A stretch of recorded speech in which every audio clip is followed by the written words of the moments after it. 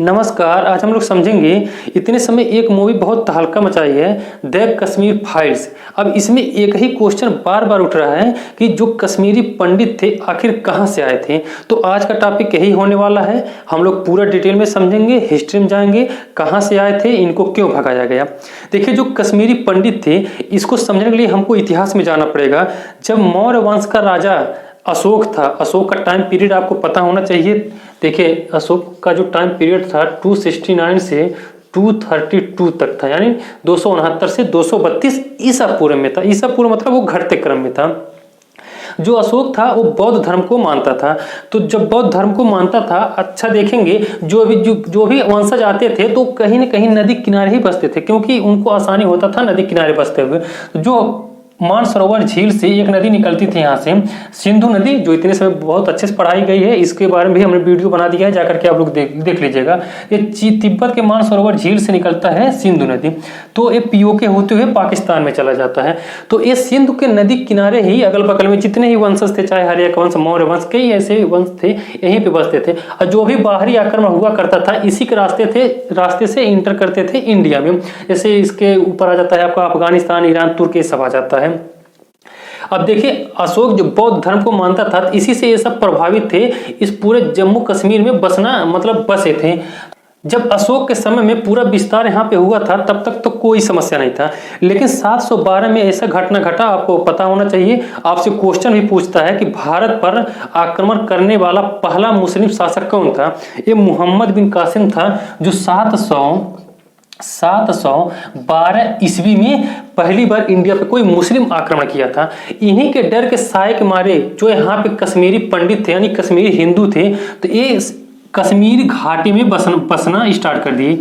कश्मीर घाटी, अच्छा घाटी किसको कहते हैं? घाटी हम उसे कहते हैं जो चारों तरफ से पहाड़ से घिरा हो, उसी को हम लोग घाटी कहते थे, क्योंकि ये सेफ मतलब क्षेत्र माना जाता था कि चारों तरफ से पहाड़ से ढका रहेगा तो हम लोग पूरी सेफ्टी से यहाँ पे रहेंगे। तो यहाँ से तक चलता रहा। अरब वाले आए 712 में, उसके बाद से तुर्क वाले 1299 में आए। ये चलते चलते 1776 तक चला। उसके बाद से अंग्रेज वाले आ गए। अंग्रेज वाले जब 1947 में गए, 47 में जब अंग्रेज वालों ने यहाँ पे गए तो दो भाग में बट गया था भारत, एक पाकिस्तान, एक इंडिया में। बंटवारे के पहले 565 रियासत में फैले थे। जैसे हम लोग राज्य बोलते हैं, पहले इनको रियासत बोला जाता था। जब अंग्रेज वालों ने यहाँ से गए तो इनको कहा गया कि जिसको पाकिस्तान में शामिल होना है वो पाकिस्तान में शामिल हो जाए, और जिसको इंडिया में शामिल होना है वो इंडिया में शामिल हो जाए। तो इसमें से 500 से ऊपर इंडिया में शामिल हो गए, लेकिन कुछ ऐसे रियासत थे जैसे हैदराबाद इसमें से हुआ था। हैदराबाद हो गया, भोपाल हो गया, उसके बाद से एक कश्मीर भी इसी में आता है। अब देखिए, जो हैदराबाद था इसको सरदार वल्लभ भाई पटेल सैन्य कार्रवाई करके इंडिया में मिला लिया था, भोपाल को भी ऐसे मिला लिया था। लेकिन जो कश्मीर था, कश्मीर का राजा हरि सिंह थे। देखिए, दूसरा पॉइंट आता है, कश्मीर के जो महाराजा थे उतने समय हरि सिंह थे। उन्होंने कहा था ना हम पाकिस्तान में मिलेंगे ना इंडिया में मिलेंगे। अब इसी के देखते हुए जब इन्होंने कहा था ना हम दोनों मिलेंगे, तो पाकिस्तान को इस बात को खिन्न हुआ। और 1947 में यहाँ पे देखिए, ये पीओके है पूरा पार्ट, इतना आ जाता है आपका पीओके। यहाँ पे हमला करके ये पीओके में अपने मतलब शामिल कर लिया 1947 में पाकिस्तान ने। अब इसका नाम रखा आजाद कश्मीर।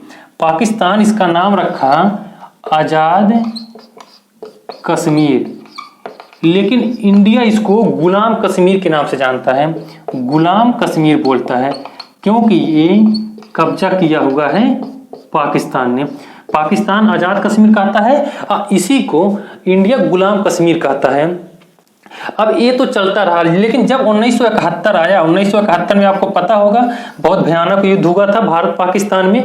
इसी युद्ध में अमेरिका पाकिस्तान का साथ दिया था। उतने समय इंडिया की जो प्रधानमंत्री थी वो इंदिरा गांधी थी, जो रूस के हेल्प से इन्होंने अच्छे से लड़ा था। रूस ही हमारा हेल्प किया था, अमेरिका पाकिस्तान के तरफ से लड़ रहा था।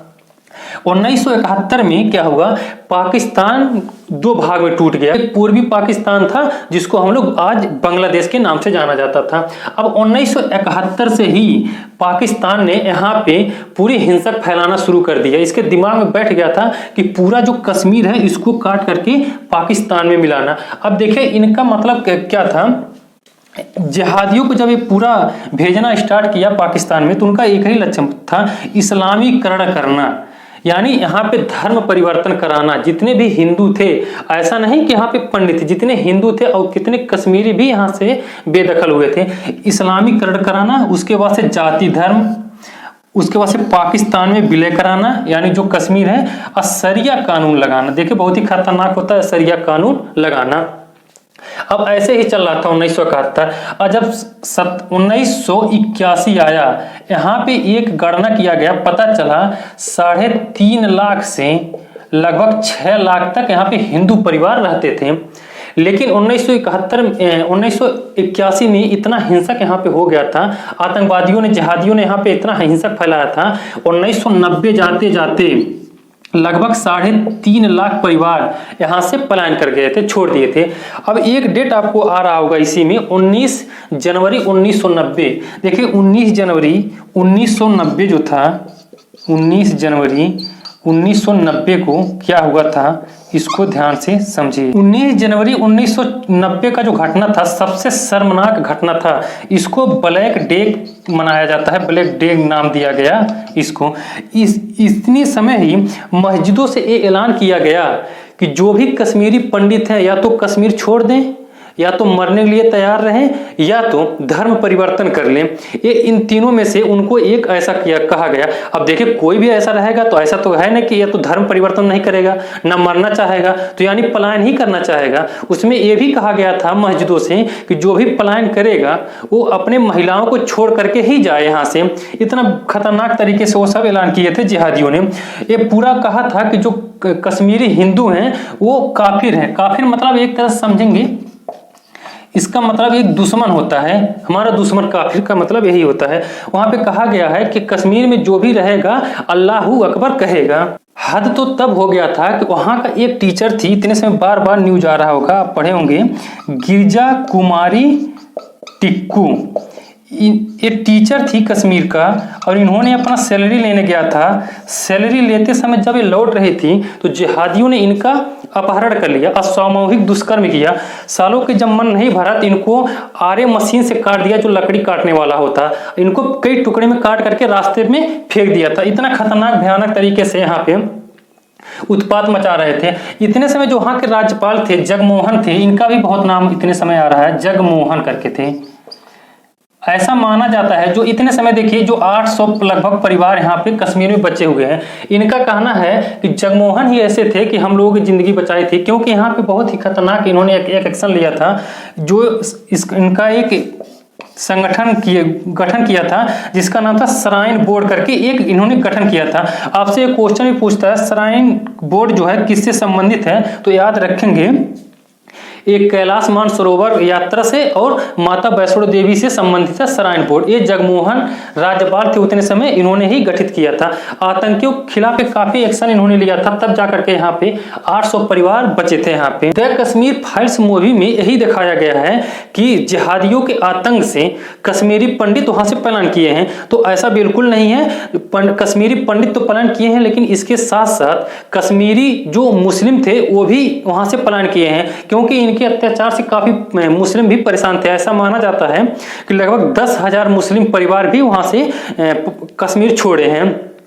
इसमें कई बड़े नेता थे, जैसे गिरजा गंजू, सरला भट्ट, टीका लाल टपलू। ये जो बड़े बड़े नेता थे, इनको पकड़ करके रास्ते में ही गोली मार दिया जाता था। इतना ज्यादा अत्याचार ये सब करते थे। और उतने समय मस्जिदों से ऐलान करते थे कि जो भी कश्मीरी पंडित हिंदू है वो या तो छोड़ दे, या तो धर्म परिवर्तन कर ले, या तो अब मरने के लिए तैयार हो जाए। अब जो भी पलायन करने का चाहा, उनको ऐसा कहा गया कि अपने महिलाओं को यहाँ पे छोड़ करके वो पलायन करें। आई होप आपको समझ में आ गया होगा। अगली वीडियो में किसी और टॉपिक पे मिलते हैं, तब तक के लिए धन्यवाद।